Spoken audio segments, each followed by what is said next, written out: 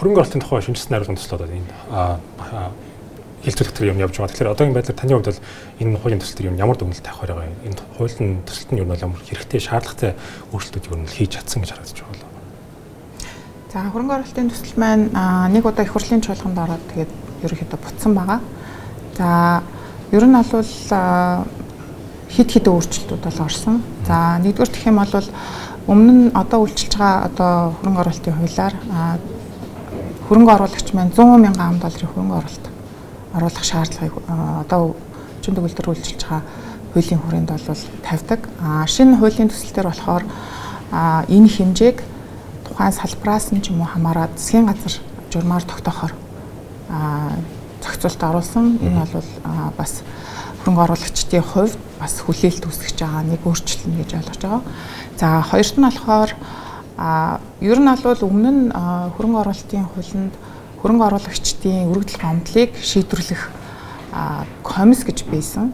Тэрний дагуу бол олон улсын валютын сангаас санхүүжилттэйгээр захимаар хөрөнгө оруулагчдын өргөдөл гомдлыг шийдвэрлэдэг системийг нэвтрүүлсэн боловч тухайн систем нь бол хараахан үр дүнтэй бол хэрэгжээгүй. Дараагийн нэг гол өөрчлөлт гэх юм бол хөрөнгө оруулалтын хэрвээ хөрөнгө оруулагч маргаан үүсэх юм бол маргааныг одоо олон улс түлээн зөвшөөрөгдсөн арбитраж шийдвэрлэхээр шинэ зохицуултыг оруулж байгаа.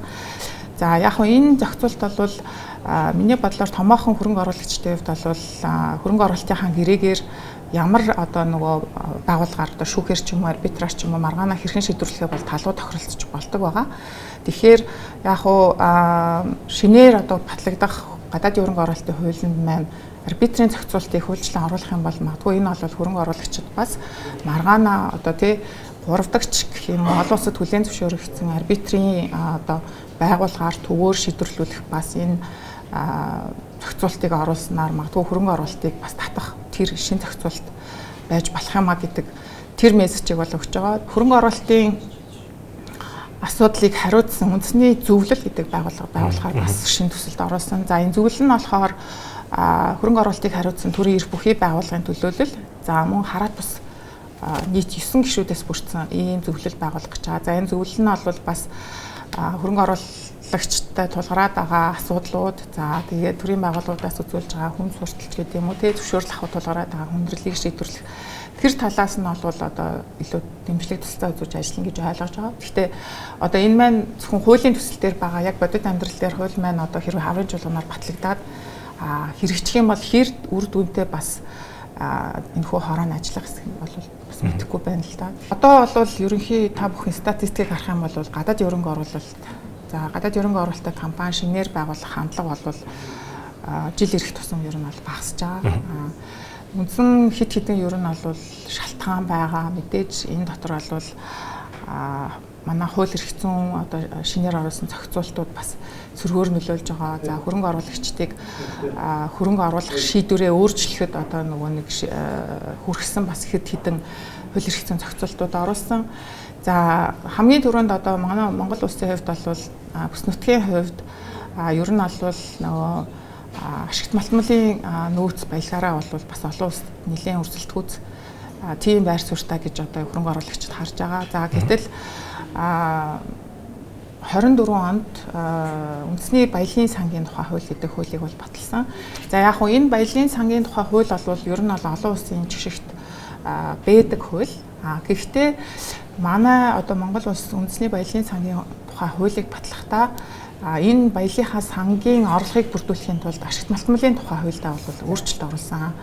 За энэ өөрчлөлт нь болохоор засгийн газар одоо төсвийн хөрөнгөөр хайгуул хийсэн эсвэл хувийн хөрөнгөөр хайгуул хийсэн эсгээс нь хамаарат ер нь бол манай засгийн газар буюу төрийн өмчт компаниуд тухайн ашигт малтмалын одоо ашиглалтын зөвшөөрлөлтэй компани хувьцааг нь 34 50 хүртэл хуваар бол одоо үн төлбөргүй эзэмших зохицуулт оруулсан байгаа. Ер нь бол хөрөнгө оруулагчдын зүгээс хэрвээ уул уурхайн салбарт хөрөнгө оруулах гэж бол яг энэ стратегийн ордыг ямар шалгуур үзүүлэлтээр яаж одоо тогтоох вэ гэдэг тэр журмыг бол засгийн газар батлна гэсэн хүлээлттэй байгаа. Тэгэхээр энэ журмыг бол ер нь одоо салбарын яам маань ч юм уу засгийн газар ер нь бол яаралтай бас журмаар бол зохицуултыг илүү тодорхой наривчилсан байдлаар ямар ордыг стратегийн ордод оруулах гэдгийг илүү тодорхой болгох хэрэгтэй. Гадаадын хөрөнгө оруулагчдыг бас Монголд хөрөнгө оруулахаас зайлсхийхэд хүргэж болзошгүй зарим заалтуудыг оруулж ирсэн гэж байна. Энэ заалтууд нь яг ямар заалтууд байгаа бол ерөнхийдөө одоогийн энэ хөрөнгө оруулалтын тухай хуулийн шинжилсэн хариулгыг хаврын чуулганаар батлаа гэж бодоход гадаадын хөрөнгө оруулагчид манай улсыг сонирхох одоо тийм attractive market нь болж чадхаар байна уу? Ер нь бол яг хөрөнгө оруулалтын хуульд бас нэлээдгүй өөрчлөлт хийсэн учраас шинжилэн баталж байгаа гэж бид нэр ойлгож байгаа. За бид нар бол одоо юу гэдгийг хуулийн фирм, хуулийн зөвлөгөө үзүүлэлтийн хувьд бол мэдээж гаднаас илүү их хөрөнгө оруулалт орох юм бол тий энэ бол хөрөнгө оруулалт гэдэг бол тухайн улсын эдийн засгт бас эерэг нөлөө авчирна. За мэдээж тодорхой салбарууд дээр бол хязгаарлалт байгаа. Тэр хязгаарлалт бол хэвээрээ байгаа гэж бид нар ойлгож байгаа. Уул уурхай ч гэдэм үү, банк санхүү, за эсвэл харилцаа холбооны салбар дээр төрийн өмчт компани орж ирэх юм бол зөвшөөрөл авдаг тэр зохицуултыг бол хэвээрүүлдээсэн байгаа. За ер нь бол яг зарим төрлийн шинэлэг зохицуултууд орсон. Гэхдээ хууль маань одоо батлагдаад тэгээд яг амьдрал практик дээр хэрэгжихдээ хэр үр дүнтэй байна вэ гэдгээс хамаарат хөрөнгө оруулагчид одоо Монгол Улсын зах зээлийг сонирхох уугүй юу гэдгийг бас сайтар одоо нөгөө нэг анхааралтай ажиглаж байгаа гэж бодож байна. За хөрөнгө оруулалтын хуультай хамт бас манай татварын багц хууль бол бас энэ хаврын чуулганаар батлагдахаар төслүүд нь явж байгаа. За тэгэхээр ер нь бол яг мэргэжлийн байгууллагуудын судалгаагаар үзэх юм бол Монгол улсад тухайлах юм бол уул уурхайн салбарт 100 төгрөгний одоо орлого олоход 70 төгрөг нь бол одоо зөвхөн татварын зардалд явагддаг гэдэг зарцуулагддаг гэдэг юм судалгаа гарсан байгаа. Тэгэхээр бас манай татварын одоо ерхий газар ч юм уу тий сангийн яам ч юм уу мэргэжлийн байгууллагууд бас энэ судалгаан дээр бас анхаарлаа хандуулад яаж энэ татварын зардлыг бууруулах вэ тий энэ нь цаашлаад хөрөнгө оруулагчдыг одоо татах тэр боломжийг хангах талаас нь одоо илүү наривчлал судалгаа их шаардлагатай байх гэж бодож байна. Тэгэхээр таны сексэн дээр бол шинэ хуулийн төслөд тодорхой бос юм зөндөө байх шиг байна тийм ээ. Мэдээж хөрөнгө бол хамгийн доод хэмжээг бол засгийн газраас тодорхойлно гэж байна. Стратеги ажилтнуудтай имийг бол хараахан тодорхойлж чадаагүй гэж байх шиг байна. Тэгэхээр ер нь бол эдгээр золиотыг авч үзэх юм бол энэ нь ер нь бол өс нутагтай өрсөлдөхөж байж чадж байгаа бол мэдээж одоогийн байдлаар Төв Азийн орнууд бүгдээрээ л уул уурхай салбараа давнаад хөгжийг хөрөнгө оруулалт татахыг хүсэж байгаа. Ер нь бол энэ 100,000 ам долларыг одоо засгийн газрын журмаар тогтоон тэгээ салбараас нь хамаарад ялгамжтай тогтоох байх гэдэг бол ойлголт хүлээлтийг бол бид нар авч байгаа. Ягаад тэгэхээр нөгөө олон нийтийн нээлттэй хилцүүлэг хийдэд явсан хөрөнгө оруулалтын хууль дээр. Тэгэхээр ер нь бол хувийн салбарын байгууллагууд, компаниуд бол тэр мессежийг бол одоо шийдвэр гаргах буюу засгийн газар, их хурлын гишүүдэд ч юм уу дамжуулж байгаа бах. За ер нь бол бүс нутгийн тухайд гэх юм бол манай Монгол улсын хувьд ер нь бол Төв Азийн улсууд болох Казахстан ч юм уу, Кыргызстан, Узбекистан энэ төр улсуудтай бол яг ашигт малтмалын салбар дээр магадгүй өрсөлдөж байгаа. За мөн одоо нөгөө бусад салбарууд дээр хөрөнгө оруулалт татах талаар бол одоо өрсөлдөж байгаа гэж ойлгож хардаг.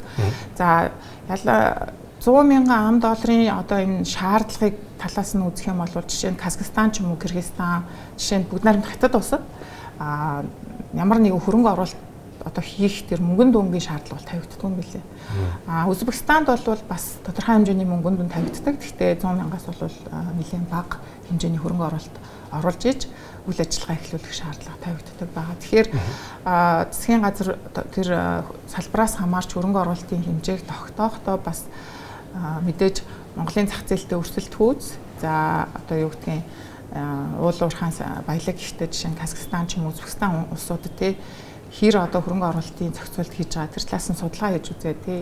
Монгол улс бас өрсөлдөх үүс, хөрөнгө оруулагчийн сонирхлыг татах үүс тийм эрх зүйн зохицуултыг бас оруулж ирэх юм бол тэр бол бас хөрөнгө оруулагчдын сонирхлыг анхаарлыг татах байхаа.